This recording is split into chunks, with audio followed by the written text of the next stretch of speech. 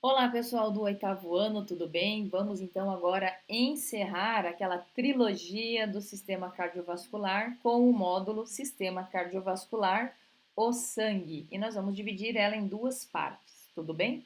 Bom, começamos com essa imagem aqui, ó, né, que diz o seguinte, olha lá, ó. Em 14 de junho é comemorado aí o Dia Mundial do Doador por iniciativa aí da Organização Mundial de Saúde, a famosa OMS. Apesar de cerca, né, de 1,6% da população brasileira ser doadora, de acordo com o Ministério da Saúde, isso está, né, está acima do recomendado aí da Organização Mundial da Saúde, que indica aí pelo menos 1% da população. Então é uma notícia boa para os brasileiros. A gente está acima, né, da média geral, tá? Apesar de ser baixa, ainda está acima. É necessário aumentar a quantidade, né, de doadores regulares para que os estoques de sangue sejam então mantidos em níveis seguro. E aí, olha só, nós temos algumas perguntinhas aqui embaixo que serão, né, respondidas aí no decorrer do nosso módulo, ou seja, qual é a importância, né, de doar sangue? A gente vai refletir sobre isso do mesmo jeito que qualquer pessoa pode doar sangue, né? Nós vamos também saber se isso, quem pode, quem não pode, e você sabe qual é o seu tipo sanguíneo, tá? E por que e qual é a importância de conhecê-lo, né? O seu tipo sanguíneo. Então, tudo isso a gente vai estar trabalhando aí neste módulo. Inicialmente, nós vamos lembrar daquilo que a gente já viu sobre o sangue, né? Que o sangue tem como sua principal função o transporte de substâncias. Então, olha lá, com relação ao sistema cardiovascular, podemos então deduzir que sua principal função é transportar diversas substâncias aí pelo interior do nosso corpo por meio, né, do sangue, né? Então, o sistema cardiovascular tem essa função de transportar substâncias através do sangue. Algumas dessas substâncias, como o oxigênio, o gás carbônico e os nutrientes, nós já vimos em módulos anteriores. Então, por exemplo, quando a gente estudou o sistema respiratório, a gente falou do gás carbônico e do oxigênio. Quando a gente estudou o sistema digestório, a gente falou, né, da glicose, dos nutrientes de uma maneira geral. Então, o sangue é um tipo de tecido conjuntivo formado aí por uma parte líquida, que é essa parte que aparece aqui, denominada de plasma, e por elementos figurados, né? Isso a gente já viu lá no sexto e lá no sétimo ano. Então, a gente precisa entender que aquilo que a gente viu anteriormente precisa ser assimilado, porque esses conteúdos, eles vão e voltam, né? Então, quem tem dúvida, vocês têm total acesso aí nos vídeos para resgatar aí conhecimentos, né? Informações anteriores. Então vamos falar do plasma, né? No plasma o que a gente tem? Além da água, a gente vai ter então proteínas, né? Do tipo albuminas, globulinas. Nós vamos ter também as proteínas de coagulação. Nós vamos ter aqui alguns solutos como íons, nutrientes, gases, resíduos e substâncias reguladoras. E isso aqui tudo está dentro do plasma. Fora os elementos, né, figurados, que a gente tem as hemácias, os leucócitos e as plaquetas. Isso aqui a gente já viu a função dessas aqui, de cada uma delas. Hemácias, transporte de gases, gás oxigênio, gás carbônico, leucócito, sistema de defesa e plaquetas está relacionada com a coagulação do sangue, juntamente com essas proteínas de coagulação, certo? Na sequência, nós vamos falar disso aqui, ó, desta tabela, tá? Vamos entender aí o que acontece. Então, o plasma, ele transporta substâncias que estão dissolvidas na água, que compõe aí cerca de 91%, né, do plasma, é água, 91%, e nele estão aí suspensos os elementos celulares, ou aqueles demais, né, componentes do sangue.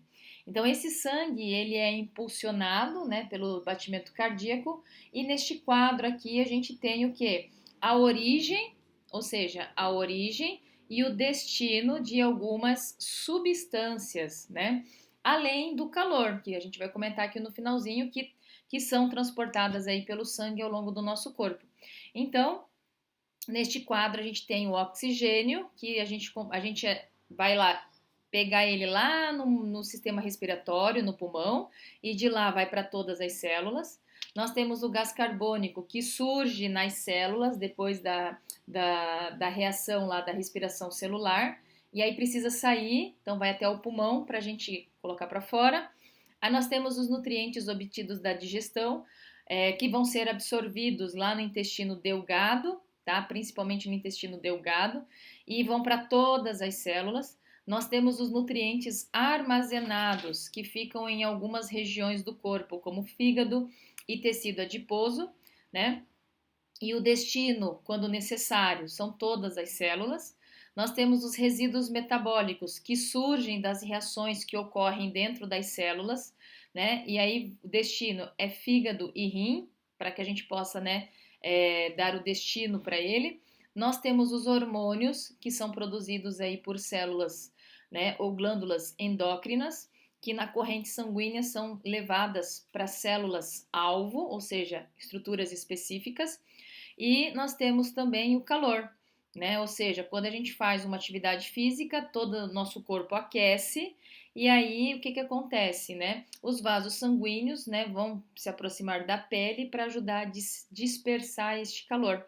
Isso aqui a gente vai ver daqui a pouco com mais detalhes, tá? Bom, vamos abrir um parêntese para esse quadro que vocês tiveram aí, na verdade, tiveram aí de um exercício, né? Ele traz lá o conteúdo sanguíneo, glóbulos vermelhos, leucócitos e plaquetas, traz a coluna do valor de referência, ou seja, qual que é o normal dos glóbulos vermelhos, qual é o normal dos leucócitos e qual é o normal das plaquetas. E traz 3 pacientes e cada paciente com o seu valor identificado. Então a gente tem que ver que glóbulos vermelhos ou hemácias é a mesma coisa, está relacionado com o transporte de oxigênio, com a questão da fadiga, da anemia e assim por diante. Então, dos 3 pacientes, o que está abaixo é o paciente B, né? Abaixo do valor de referência. Quando a gente olha os leucócitos ou glóbulos brancos, que são as células de defesa, o paciente que está acima, né? Porque o B e o C tá padrão, mas o que está acima é o A, então indica que ele está tendo um processo inflamatório. E no caso das plaquetas, que está relacionado com a coagulação do sangue, o paciente que está bem abaixo, ou seja, que neste momento ele não pode fazer cirurgia, por exemplo, é o paciente C.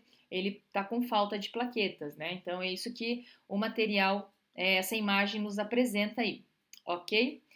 Bom, no item sangue e calor, agora a gente vai entender a questão, né, dos vasos sanguíneos se aproximarem, né, da pele. Olha lá, ó. Durante uma atividade física um pouco mais intensa ou em dias de calor, é possível notar que as pessoas transpiram bastante, né, e que o rosto de algumas ficam bastante vermelho, né? Olha lá, então a gente tá lá, rostinho corado, né, tá transpirando. A vermelhidão do rosto pode ser facilmente relacionada ao sangue, mas a relação entre a transpiração e o sangue não é tão simples assim ou tão evidente, tá? O funcionamento do nosso organismo ele é possível graças a um grande número de reações químicas que ocorrem dentro da célula. Esse conjunto de reações químicas nós já conhecemos, né? Chamado de metabolismo. Então, assim, para manter e a respiração celular é um exemplo de uma reação que ocorre dentro do nosso corpo, tá? Então, para manter a respiração, os batimentos cardíacos, o sistema nervoso, né, a temperatura do corpo e para realizar as contrações musculares, nós vamos precisar de energia. Essa energia vem justamente do que? Desta reação conhecida como respiração celular.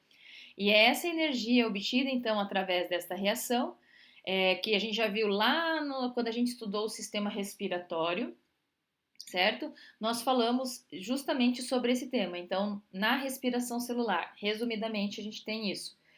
O oxigênio e a glicose, né? Então, o oxigênio que a gente pegou lá no sistema respiratório, glicose que a gente pegou no sistema digestório, são levados pelo sangue até as células, especificamente lá nas mitocôndrias, ocorre uma reação. Nessa reação, a gente vai gerar gás carbônico, que precisa ser eliminado pelo sistema respiratório, gera água, que é reaproveitada pelo corpo, e gera energia para a gente poder fazer, para manter as nossas atividades, ok? Nós também lemos isso aqui, ó, o Saiba Mais, né, o valor energético dos alimentos. Então, como já foi estudado, né, neste ano, só que em alguns módulos atrás, as necessidades diárias de energia dependem de fatores como estilo de vida da pessoa, ou seja, né, também o sexo, a idade e até os fatores genéticos. Essa energia será gerada a partir dos alimentos ingeridos. Então, olha lá, o valor energético dos alimentos varia de acordo com os seus nutrientes e é medido, né, em calorias ou em joules. Cada tipo de nutriente fornece valores diferentes de calorias por grama, gerando, portanto, a produção de distintas quantidades de energia. Nós temos aqui representantes de carboidrato, representantes de proteína e representantes de lipídios. Nós trabalhamos um módulo específico sobre isso. Se tem dúvida, volta lá para rever isso aí, porque isso aí vai ser, né? São informações que a gente vai levar para frente, tudo bem? E aí nós entramos, daí tem essa situação. Cerca de 40% da energia produzida durante a respiração celular, tá? Ou seja, a partir da quebra da glicose, né? É aproveitada pelas células. Os outros 60% são liberados na forma de calor, que aquece, né, internamente o nosso corpo. Então, se você achou, né, uma eficiência de 40% baixa, lembre-se de que o rendimento dos motores, né, a explosão, ou seja, dos carros, é de cerca de 22 a 28% só. Então, a gente tem um rendimento, né, até considerável. Então, durante as atividades físicas intensas, há uma grande produção de energia, então, e consequentemente você tem calor. Esse calor será dissipado, né, no ambiente graças ao sangue. Então, o que é dissipar, né? Dissipar é aquilo que desaparece ou que se espalha. Então, é isso que a gente tem que entender. Quando determinada região do nosso sistema nervoso, tá? Que ela é conhecida lá como hipotálamo, ela identifica o aumento da temperatura interna do corpo, dois mecanismos, então, eles vão ser acionados. Primeiro, o sangue passa a circular em maior volume perto da pele. E o outro, as glândulas sudoríparas, né, sudoríferas, desculpa, vão eliminar água, tá, sobre a pele, ou seja, né, ocorre a transpiração. Então a gente tem essa característica, a vermelhidão, que pode ser observada em algumas pessoas, especialmente no rosto, tá? Também pode ser encontradas em outras regiões do corpo. Deve-se então à circulação de sangue mais próxima à superfície da pele. Então, o sangue agora passa a dissipar o calor para o ambiente por meio de três, né? De três fenômenos que a gente vai ver aqui, ó: irradiação, evaporação e condução térmica. No caso da irradiação, também conhecida como radiação térmica, é a perda direta do calor pela pele, né, para o meio, como ocorre com qualquer objeto com temperatura acima do zero absoluto. Esse conceito de zero absoluto, né, já foi trabalhado, ou ele será trabalhado na disciplina de física, tá?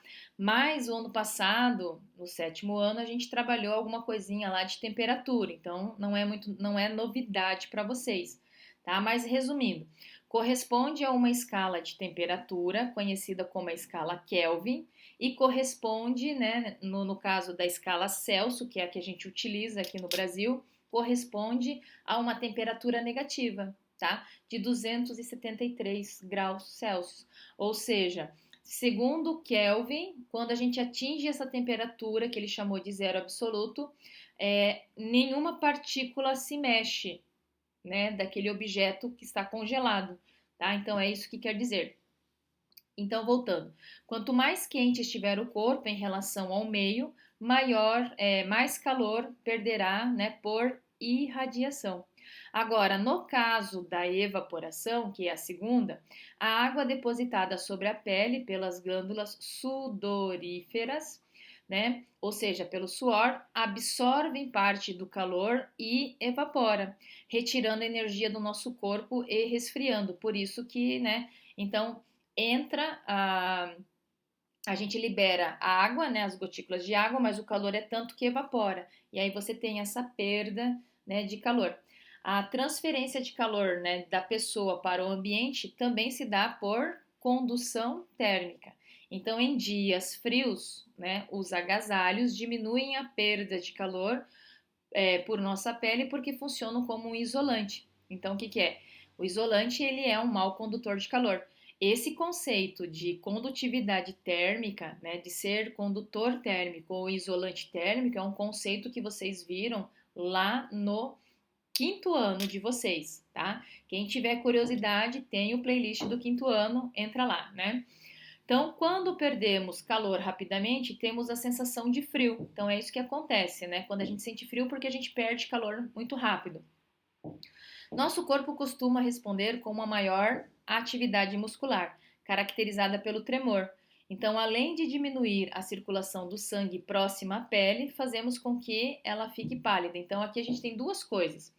A gente falou de perder calor através da irradiação, da evaporação e da condução térmica, mas a gente também começou a falar da forma de aquecer, tá? Então, o que acontece? Quando a pessoa começa a tremer, é uma característica, né, para você acionar ossos e músculos, e assim você esquenta. E a outra coisa é que o sangue, em vez de ficar próximo à pele, ele se afasta, né? E aí, né, ele diminui essa circulação próxima à superfície da pele, ele vai ficar mais profundo. Então, aí, porque o sangue leva calor, ele vai aquecer o nosso corpo.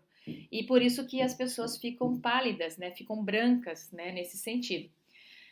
Quem já levou um susto, por exemplo, né, já percebeu que fica branco, mas nesse também automaticamente você esquenta, né? Então, isso acontece por causa disso.